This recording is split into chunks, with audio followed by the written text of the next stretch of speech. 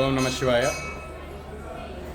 వైశాఖ శుద్ధ తదియ అక్షయ తృతీయ సందర్భంగా ఈరోజు చాలామంది బంగారం కొనుక్కోవడం అనేది అక్షయం అవుతుందనే భావంతో కొంటూ ఉంటారు. అయితే కలిపురుషుడు ఉండే స్థానాల్లో బంగారం ఒకటి. కలిక ఆయుధాలు అరిషడ్ వర్గములు, కామ క్రోధ లోభ మోహ మతమాశ్చర్యాలు. కాబట్టి ఈరోజు బంగారం కొనడం వల్ల ఈ అరిషడ్ వర్గాల మీద మక్కువ పెరిగి మనిషి తెలిసి కానీ తెలియక కానీ పాపకర్మలు చేయడానికి ఎక్కువ అవకాశం ఉంటుంది.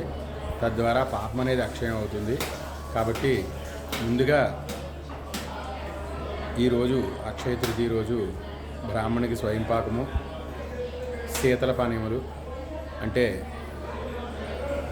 కుండలో సుగంధ ద్రవ్యాలు వేసి ఆ యొక్క శీతల పానీయం, చూతఫలములు, మామిడి పళ్ళు, వీళ్ళని బట్టి వస్త్రదానము ఇటువంటివి చేయడం ద్వారా అక్షయమైన ఫలితం కలుగుతుంది. కేవలం బంగారం కొనడం వల్ల మాత్రమే అక్షయం అనేది రాదు. కాబట్టి ముందుగా ఈ యొక్క దానములు, శీతల భాండము,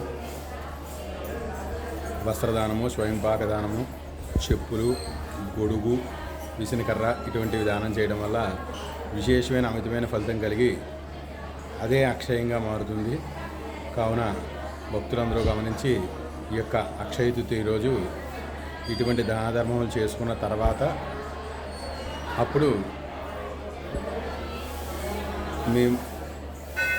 మీ తృప్తి కొరకు బంగారం అనేది కొనుక్కోండి. కేవలం బంగారం కొనడం అనేది మాత్రమే కాదు అక్షయ తృతీయ అంటే అందరూ గమనించగలరు.